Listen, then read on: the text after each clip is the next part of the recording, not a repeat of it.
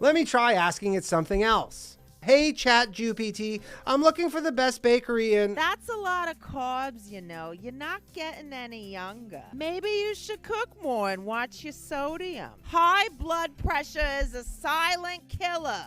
Wow, that is so realistic. It's truly indiscernible from the real thing. Now I'm going to try and ask it some legal questions, but I'm going to switch the voice over to that of famous attorney Alan Dershowitz. Hey, ChatGPT, where's Jeffrey Epstein's client list? Oh, I got an email. That's weird. Oh, I'm being sued by Alan Dershowitz and the OpenAI Foundation. Man, ChatGPT is incredible. It is so lifelike and just like the real thing. And if you want to try it out for yourself, head on over to openai.chatgpt.com and try it for yourself and drop a comment and let me know what you think. I'm going to be dealing with this lawsuit from now on, but hopefully I'll see some of you next week. I've been Darren Fletcher, and this has been All Things AI. Later. Be careful what you ask for, and being sued by an AI might just be the beginning of problems, especially when it starts to take over all of our society. Welcome back, beautiful and amazing human beings. My name is Okradowski here of wearechange.org, and there is a plethora of absolutely mind-boggling crazy news to get into as, of course, the president's trip in Europe continues. This as tensions flare and the rhetoric is getting very serious, especially when it comes to the larger global consequences and serious mental illness that has taken over our society. We're going to be getting into all of that, plus a lot more, as well as all the crazy news also surrounding Project Veritas and James O'Keefe. We're going to be getting into that, plus a lot more, all here on this independent media broadcast that hopefully wasn't already just obliterated by the algorithm for critiquing the AI algorithm. Anyway, if you like the shirt that I'm wearing, you can get it on thebestpoliticalshirts.com. And the clip that we played in the beginning of this broadcast was just a small clip from a larger video by, of course, Danny Polishuk, who's been really stepping up his game as of late, and his content has been absolutely incredible. His latest kind of iteration of the chat AI system being based on a specific ethnicity is pretty dead on. And it wouldn't be funny if it wasn't somewhat true. And if you want to watch the full video, I definitely recommend subscribing to Danny Polishuk. His link to his YouTube channel is down in the description below, and you could definitely check him out. I definitely recommend subscribing to his channel, and he is definitely deserving of a lot more subscribers and a lot more views than he, of course, is originally getting here on his YouTube channel. So please go there and show him some love. Something I'm definitely not feeling for the current president of the United States, that just right now is trying to culturally appropriate my people, my history, for his own political brownie points. This as Joe Biden, the president of the United States, just announced that he wanted to add a ski to the end of his name because, quote, he grew up allegedly surrounded with Polish immigrants. Yeah, okay. Number one, the president of the United States usually says a lot of these outlandish,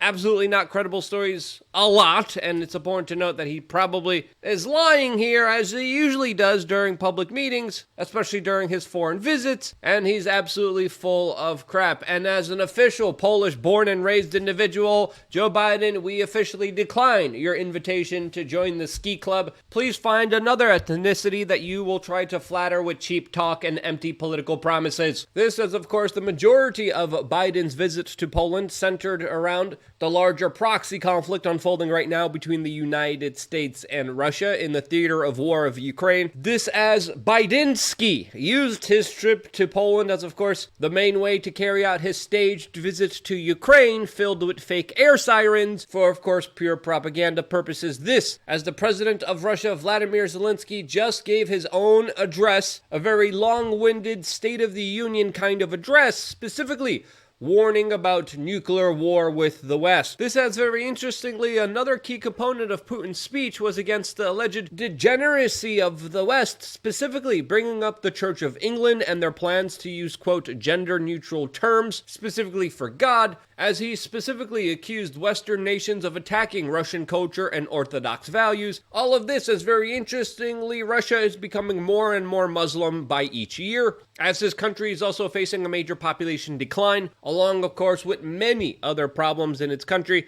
This, as of course, the majority of his speech was centered around Ukraine, which he said was, quote, held hostage politically and militarily, occupied by, quote, the West. The president of Russia also stated that, quote, Russia cannot be defeated, and announced the suspension of a nuclear arms treaty, which of course brings us closer to the brink of a nuclear war between these two major superpowers. This as Putin has also set up new strategic nuclear weapons on combat duty, a move that the United States said was, quote, irresponsible, as the Secretary of State Antony Blinken said that this is, quote, also deeply unfortunate. As the President of the United States, Joe Bidensky, came out and said that NATO is, quote, stronger than it's ever been. All of this as, of course, he is facing a lot of criticism for ditching a lot of his American constituents, especially the people in East Palestine, Ohio. This as embattled Department of Transportation Secretary Pete Buttigieg just announced today that after 18 days,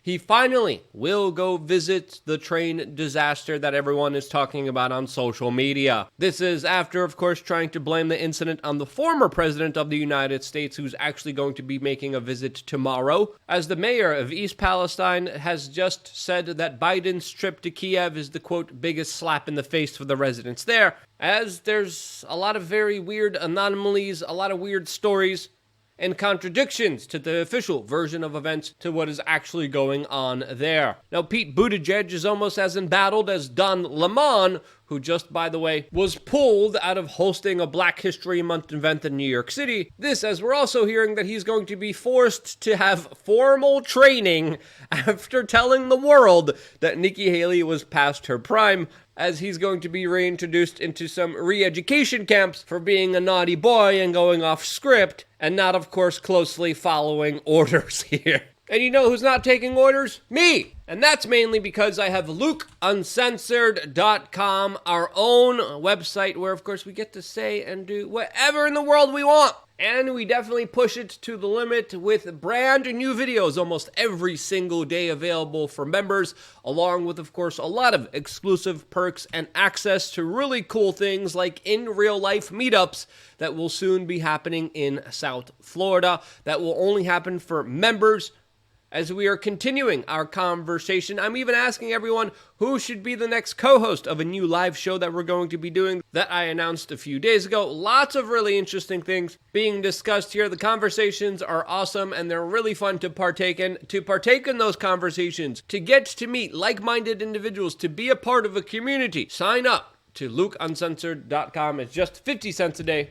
And your support goes to growing and expanding this independent media operation that soon will be launching a lot of really cool projects and things that will be available for you for free. You want to be a part of that? Well, let's talk. I'll see you later on LukeUncensored.com. Just click the link down in the description below to find out more. This as I wanted to move to the main story of today, and that is, of course, the ousting of James O'Keefe that was removed from Project Veritas following, of course, a board dispute. This as he was running an official nonprofit, a nonprofit that you need independent board members of that seem to have had an insurrection. That's a very popular word. A lot of people are saying that word. An insurrection within one of the biggest independent whistleblower investigative media organizations out there, Project Veritas, that has launched many exclusive exposés on major big pharma institutions like Pfizer, on the Federal Bureau of Investigations, and many, many individuals who have done really awful things who were previously exposed by Project Veritas. This as, quote, James is Project Veritas is now trending on Twitter, leaving a lot of people asking the question, what the hell is going on here? This, as to me personally, there's a lot of parallels to what happened here, to what happened to previously Glenn Greenwald of The Intercept, another media organization that used to really do incredible work with their reporting, especially when it came to exposing very powerful individuals that also had their own kind of form of insurrection when their founder, Glenn Greenwald, was kicked out of the organization and censored on his own platform. Yes, Glenn Greenwald used funding from a billionaire to start The Intercept, and then his article being critical of Joe Biden were censored on his own platform.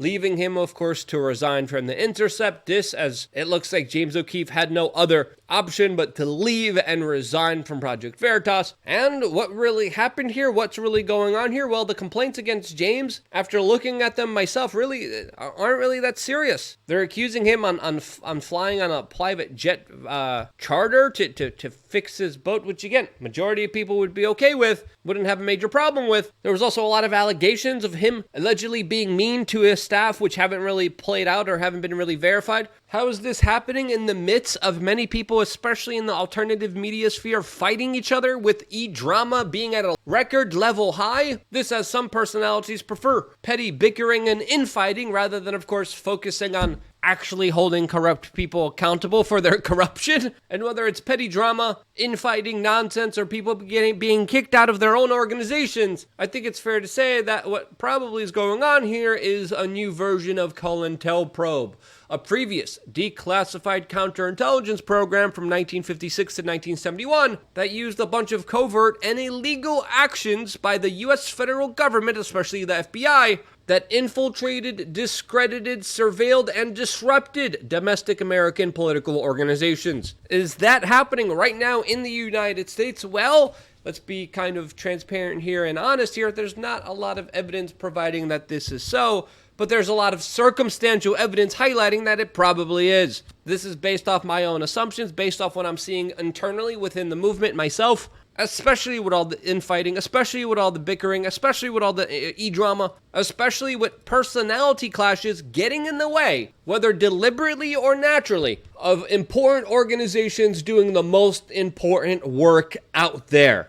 The Intercept, Project Veritas, do incredible work. Well, the Intercept did incredible work. Now they're pretty much woke. Biden official regurgitators, pretty much. But for me, personally, especially with my spidey senses, something is telling me that there's something bigger at play here, especially when it comes to disrupting and destroying major organizations doing the most important work. Now, whatever you might think about James O'Keefe, or maybe he might even have some personality flaws, who knows? Everyone does in some kind of way, playing off those personality flaws, playing off individuals and their own insecurities and their ego and their drama, especially when it comes to attacking someone who is in a position of power, could very well be orchestrated in many different ways, in many different forms, and I think it's fair to say that's probably what's going on here, as now nearly 200,000 people have unfollowed Project Veritas after it kicked out James O'Keefe from its organization. Will Project Veritas recover for this? Will they be actually continuing a lot of their important work? Well, probably not, especially since a lot of the funding, a lot of the viewership is probably going to go down. And for full transparency's sake here,